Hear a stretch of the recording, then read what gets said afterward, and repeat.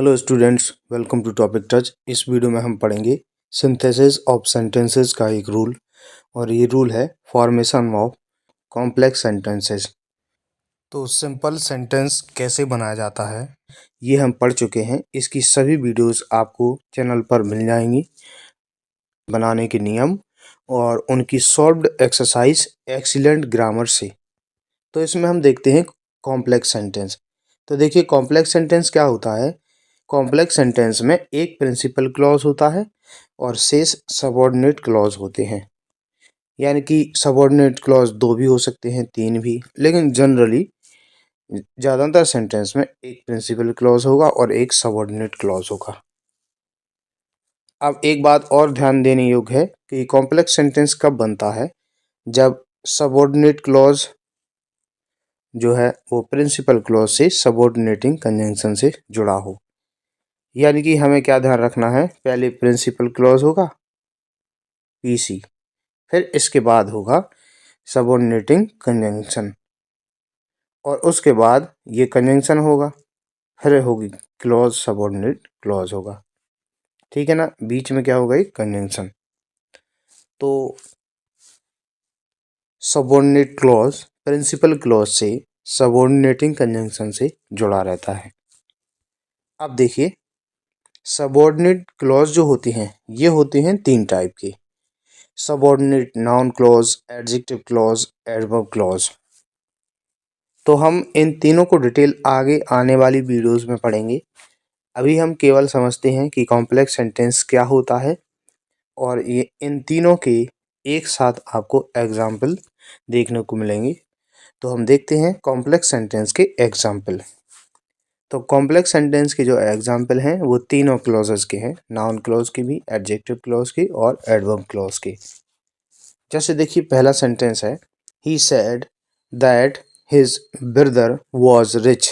देखिए उसने कहा कि उसका भाई अमीर है। तो देखिए कि उसका भाई अमीर है, ये कंजंक्शन लगा है, सबऑर्डिनेटिंग कंजंक्शन। तो आपको ध्यान रखना है सबऑर्डिनेटिंग कंजंक्शन से लेकर लास्ट तक का ये जो पूरा वाक्य होता है ये है सबऑर्डिनेट क्लॉज, और ये आगे का जो है ये है प्रिंसिपल क्लॉज। प्रिंसिपल क्लॉज जो होता है ये किसी पर डिपेंड नहीं करता है, यानी कि इसमें कोई कंजंक्शन नहीं लगा होता है। प्रिंसिपल क्लॉज हम पहले पढ़ चुके हैं। तो देखिए प्रिंसिपल क्लॉज में एक सब्जेक्ट होता है, एक वर्ब होती है, कोई कंजंक्शन नहीं होता है और इसका कंप्लीट अर्थ होता है। तो ये तो है प्रिंसिपल क्लॉज, और दूसरी ये है सबऑर्डिनेट क्लॉज। अब सबऑर्डिनेट क्लॉज अलग तीन तरीके से वर्क करती है, नाउन की तरह, एडजेक्टिव की तरह और एडवर्ब की तरह। तो इसमें है ये नाउन क्लॉज। उसने कहा that his brother was rich, कि उसका भाई अमीर है। तो ये है पूरा नाउन क्लॉज। आगे हम डिटेल में भी पढ़ेंगे नाउन क्लॉज क्या होता है और किस तरीके से सेंटेंस में ये आता है। इसके बाद देखते हैं दूसरा, pay attention to what I से। तो इसमें देखिए पे अटेंशन यानी कि ध्यान दो, पे अटेंशन टू, अटेंशन के बाद प्रपोजिशन आता है टू, पे अटेंशन टू, ध्यान दो, व्हाट आई से। व्हाट आई से मतलब जो कुछ मैं कहता हूँ, व्हाट एक कंजंक्शन है। तो ये है सबऑर्डिनेट क्लॉज और एक प्रकार का ये नाउन क्लॉज है। तो देखिए एक प्रिंसिपल क्लॉज इस वाक्य में भी, देखिए पहले वाक्य में ये एक प्रिंसिपल क्लॉज है और दूसरा ये सबऑर्डिनेट क्लॉज है। ये प्रिंसिपल पीसी है, सॉरी ये पीसी है, और दूसरा सेंटेंस ये है सबऑर्डिनेट क्लॉज यानी कि एससी। तो एक प्रिंसिपल क्लॉज है, एक सबऑर्डिनेट क्लॉज है। तो ये हो गया एक कॉम्प्लेक्स सेंटेंस। दूसरा भी ये इतना प्रिंसिपल क्लॉज और यहाँ से कंजंक्शन से लेकर ये सबऑर्डिनेट क्लॉज। तो ये है कॉम्प्लेक्स सेंटेंस। दूसरा इसके बाद तीसरा है, इट इज़ करेक्ट, ये सही है, that he has killed a thief, ये सही है कि उसने एक थीफ को मार दिया है। तो इट इज़ करेक्ट ये प्रिंसिपल क्लॉज है, that he has killed a thief तो इतना है ये सबऑर्डिनेट क्लॉज। सबऑर्डिनेट क्लॉज कौन सा? Noun clause. तो हम ये भी बोल सकते हैं कि ये प्रिंसिपल क्लॉज और ये पीछे ये है नाउन क्लॉज। तो ये है कॉम्प्लेक्स सेंटेंस। इसके बाद दिस इज द हाउस, ये वही घर है, प्रिंसिपल क्लॉज। दूसरा वेयर आई लिव, जहाँ मैं रहता हूँ, ये सबऑर्डिनेट क्लॉज। सबऑर्डिनेट क्लॉज कौन सा?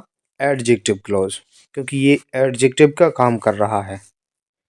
आगे की वीडियोस हम डिटेल से पढ़ेंगे। अभी हम केवल ये समझ रहे हैं कि किस प्रकार के सेंटेंसेस कॉम्प्लेक्स सेंटेंस होते हैं।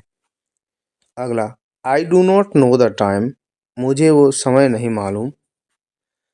When he will go to Aligarh, कि वो कब अलीगढ़ जाएगा। तो ये आगे का ये प्रिंसिपल क्लॉज है और दूसरा ये सबऑर्डिनेट क्लॉज यानी कि एक प्रकार का एडजेक्टिव क्लॉज है। तो ये सेंटेंस हो गया क्या? Complex sentence. अगला, अवॉइड द बॉयज, अवॉइड मतलब दूर रहो, उन लड़कों से दूर रहो। हु अब्यूज एनीवन, जो किसी को भी गाली देते हैं। तो पहला सेंटेंस है पीसी प्रिंसिपल क्लॉज, दूसरा एडजेक्टिव क्लॉज या कह सकते हैं सबऑर्डिनेट क्लॉज। तो ये सेंटेंस है कॉम्प्लेक्स। तो आपको ध्यान रखना कंजंक्शन से लेकर के पीछे का पूरा जो वाक्य होता है ये कहलाता है सबऑर्डिनेट क्लॉज। अगर वो नाउन का काम कर रहा है तो नाउन क्लॉज, एडजेक्टिव का काम कर रहा है तो एडजेक्टिव क्लॉज। कैसे पता चलेगा कि ये नाउन का काम कर रहा है, ये एडजेक्टिव का? आगे की वीडियोस में हम समझने वाले हैं। फर्स्ट रूल आपको उसी का मिलेगा कि नाउन क्लॉज का यूज़ करके कॉम्प्लेक्स सेंटेंस हम कैसे बनाते हैं। इसके बाद आगे, आई नो, मैं जानता हूँ। I know an old beggar, मैं एक बूढ़े बैगर को जानता हूँ। हु वॉज ब्लाइंड, जो अंधा था। तो ये प्रिंसिपल क्लॉज, ये सबऑर्डिनेट क्लॉज, ये है कॉम्प्लेक्स सेंटेंस, एक प्रकार का एडजेक्टिव क्लॉज। एडजेक्टिव क्लॉज क्या होता है? देखिए, एडजेक्टिव क्या होता है?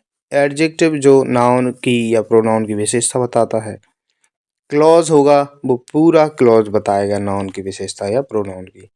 इसमें देखिए नाउन जैसे बैगर है तो बैगर के बारे में बताया गया है। I know an old beggar, मैं एक बूढ़े भिखारी को जानता हूँ। हु वॉज ब्लाइंड, जो अंधा था। तो जो अंधा था, कौन था अंधा? ये बैगर था। तो इस पूरे क्लॉज ने बताया किसके बारे में? बैगर के बारे में। तो ये पूरा क्लॉज हो गया एडजेक्टिव क्लॉज। ठीक है ना, इस तरीके से हम बोल सकते हैं।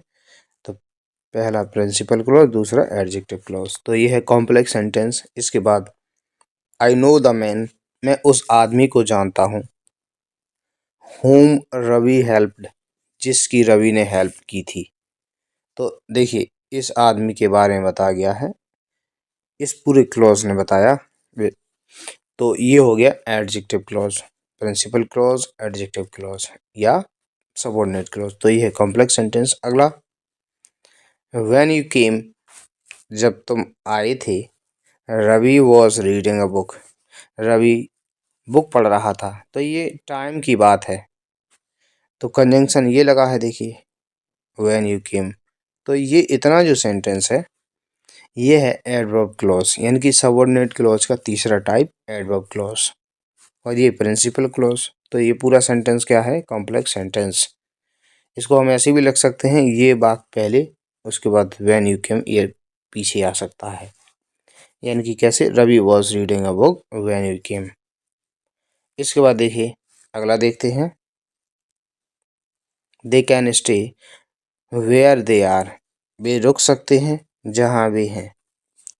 तो दे कैन स्टे ये प्रिंसिपल क्लॉज है और वेयर दे आर जहाँ वे हैं ये एडवर्ब क्लॉज है, क्योंकि ये वेयर जो है ये एक जगह की बात बताता है। अब एडवर्ब क्या होता है? जो नाउन में प्रोनाउन को छोड़ करके अन्य सभी पार्ट्स ऑफ स्पीच की विशेषता बताए। जैसे वो टाइम की बताता है विशेषता, ठीक है ना, जगह की, और किसी के कार्य के बारे में भी बताता है एडवर्ब। जैसे देखिए यहाँ पर ये समय की बात हो रही है, यहाँ पर एक स्थान की बात हो रही है। इसके बाद आगे, I spoke to his brother, मैंने उसके भाई से बोला। Because he was not there, क्योंकि वो वहाँ नहीं था। तो बिकॉज यहाँ से लेकर के ये पीछे तक का ये जो पूरा सेंटेंस है ये एडवर्ब क्लॉज है। तो ये है एक कॉम्प्लेक्स सेंटेंस। इसके बाद है you may do as you like, आप कर सकते हो जैसा आपको पसंद है। तो ये है एडवर्ब क्लॉज। इसमें दोनों क्रियाओं की विशेषता इस क्लॉज ने बताई है, इसमें स्पोक की और इसमें डू की। तो इस तरीके से ये है कॉम्प्लेक्स सेंटेंस। तो ये होते हैं कॉम्प्लेक्स सेंटेंसेस। अब हम नेक्स्ट वीडियो में पढ़ने वाले हैं नाउन क्लॉज का यूज़ करके कॉम्प्लेक्स सेंटेंस किस प्रकार से बनाया जाता है, और इंग्लिश एक्सीलेंट गाइड से उसका हम सॉल्व एक्सरसाइज पढ़ेंगे। ये वीडियो अगर आपको पसंद आया है इसे लाइक कीजिए। चैनल पर यदि आप नए हैं तो इसे सब्सक्राइब कर लीजिए। वीडियो देखने के लिए धन्यवाद।